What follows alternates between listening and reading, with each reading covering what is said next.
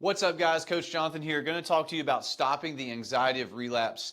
I've personally been through this stuff. So when we talk about today, I've experienced these things, and after going through it myself, helping other people through it, and just living life on the other side of addiction, I see some mechanisms, and I think if we understand some of this stuff, it helps us to get a little bit more clear on how to not only avoid relapse, but as we're living in recovery, avoid the fear or the anxiety of relapse. So when I think about the fear or anxiety of relapse, I think of two specific things. So this is us today in the middle. So this over here we'll say is the future, and then this over here is the past, okay? In my experience, I've seen most people experience the biggest problems when they're focused way too over here or over here. And ultimately, when you're talking about being in recovery, I think the two things that you're most fearful of, number one, are a repeated past. So, like, that's going back to what you did. Or the other one is a failed future, okay?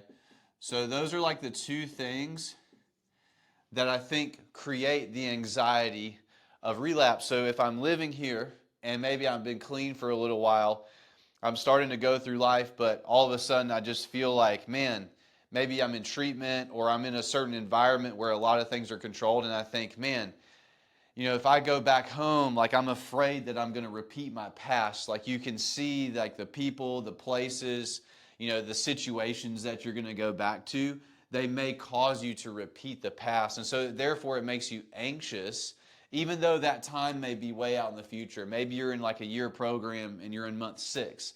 It's way out in the future, but you already are starting to fear it because you see the potential for it. Another one is like, well, what if this time doesn't work? And for us who relapsed a couple times, what if it doesn't work again, right? It's the failed future.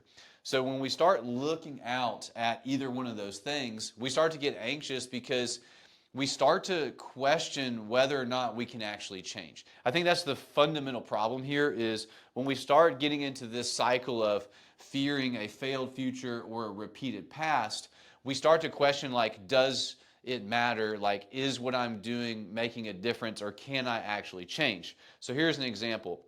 Imagine, you have some financial things. I remember when I got out of college, in my sobriety, having student loans and doing the math of how long I would be paying those student loans. And when you start thinking about that, you start thinking like, well, is it worth it? Like, is it worth it to keep trying to do this if I'm going to be paying these things all this time? Maybe you're in rehab and when you get out, you're going to have a poor financial situation, right? You got some debt, you owe people stuff.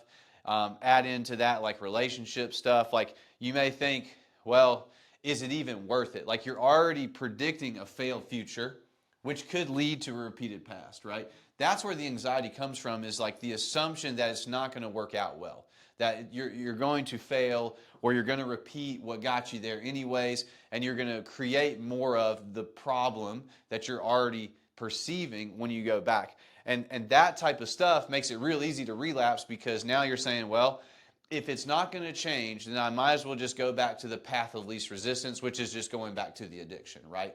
So like that'd be an example of like fearing the financial thing. Or maybe you fear, I don't know if I'm going to be able to restore my marriage. You're thinking, I don't know if it's worth it. I don't know if I'm going to be able to actually make a difference. Things don't look good. Things don't seem like they're going in the right direction. So you fear that it's going to be a failed future. And so it's like, well, why put all the effort into this if I don't get anything out of it, right? And so therefore, that creates anxiety. Like I'm anxious because I'm afraid that it might not work. And then I start questioning what I'm doing today, if that's really worth it. And then again, you end up going to the path of least resistance if you think about that long enough. And then, of course, the repeated past, so you can see how it's kind of cyclical. Like I fear a failed future, and then I don't want to repeat the past, but you sometimes end up repeating the past. Or you're sitting here in the middle and you're like, man, I don't feel like I've changed. I feel like I need more time. And I'll tell you the truth, when I was in rehab the first time, I was in there a year. The last month, I was like, I think I need to stay here longer. I had that deep internal feeling, And I actually reached out to somebody and asked about it, but I never followed through. And the day I went home, I relapsed. I was afraid of the repeated future. And like internally, I knew I was like, I'm probably not in a good state to go back home. And so I was afraid of it, but I just decided like, you know what, I'm not going to stay here any longer. And then ended up thinking I was going to not repeat my past. Well, guess what happened? I just repeated my past because I went back to the same thing. So this is what creates the anxiousness. And you'll notice like the further we go away from where we are today, that's what creates the largest levels of anxiety. So like if you have a marriage that you want to restore, you've been married for 8 years, you're normally thinking like, hey, what if this goes on 8 more years? Or if you repeat your past, man, I've been doing this for 20 years. I'm only 38 years old. I've been an addict more than I've been sober in my entire life. You know, like what are the chances that I don't repeat my past? You're creating a resume in your mind that you're going to fail, okay? Now, we all go through this, right? So it's not like you just swallow this stuff up and don't feel this way. What it means is we have to accept we're going to experience these emotions. Like we're going to experience the fear, being afraid, which has a lot to do with the unknown, and then also the potential of change. So when we talk about staying in the middle, which this really is the solution, right, is this middle block right here. We think about what can I do today to have the greatest effect on the outcome. This is where you start to erode the fear. So you experience the fear, you're like, man, what if this doesn't work? Well, the better question to say is like, well, what if it does work 10 years from now? How will I have wished that I behaved today? Okay? That's like the biggest thing for me is like I'm in a career in sales. I just sold a business. I was in college. You know, I've gone through all this stuff. And every time I start finding myself anxious, it's because of like some sort of future outcome that I'm afraid is not going to happen, or that this time the change isn't going to happen. But what's the greatest way to improve my future outcome and then best impact the potential of change? Well, it's to take the actions today that I know most likely lead to my future, right? So act as if today. That's like your number one asset in this process. You guys have heard me talk about, I love working out, right? Because I can go physically do something and it changes my state. And I care about my long-term health and fitness. So it's like a physical thing I can go do today. Like with sales, if I don't have a lot of appointments or things don't look good on the calendar this week, I can pick up the phone and call people. In my relationships, I can just call my wife and ask her how she's doing in the middle of the day. I can do these certain inputs and I can divorce myself from the outcome of them. So like if I work out today, it's more about that I worked out today. It's not about how long it's going to take me to hit some health and fitness goal. If I, update my personal budget today, it's not about like me hitting my savings goals or hitting my investment goals or like developing financial freedom.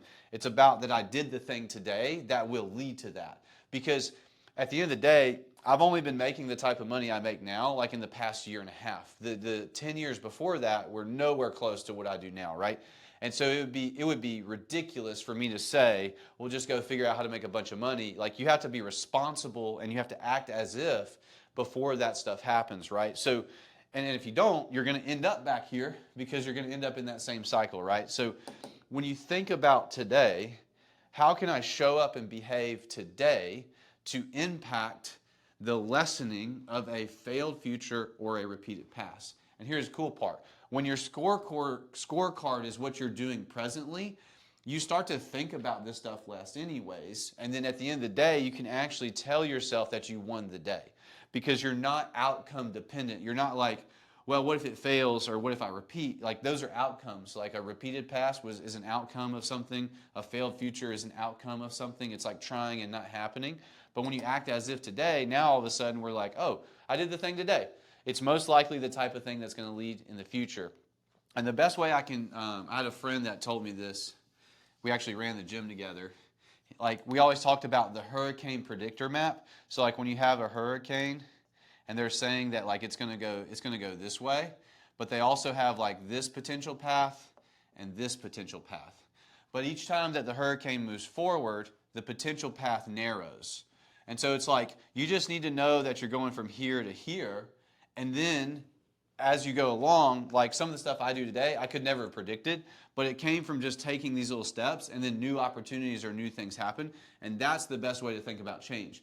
It's not about being perfect. It's about making a consistent trajectory and understanding that it's going to tweak along the way. So that's how you avoid the anxiety relapse. You get focused on today, and then you get focused on like, what's the thing to do today to lead towards where I want to go. And it's not about the outcome. It's about who you are being today. It's about the type of person you are today. Tends to be that the type of person who has healthy relationships, financial independence, and all these other things, they tend to get the outcomes. But instead of being fixed on the outcomes and afraid of the negative ones, now we're focusing, we're gauging our progress based on what we did today. So that's how you avoid the anxiety of relapse. Does it come back? Yeah. Like, I'm not going to sit here and lie, but this is how you deal with it. So there's days where I wake up where I have a little bit of anxiety about stuff, and I have to bring myself back to like, well, what can I do about it today? And the funny thing is, even if the outcomes that I'm looking for don't happen today, I go to sleep better at night because I behave like the type of person that I want to be. So thanks for listening, guys. I appreciate it as always, and I'll see you next time.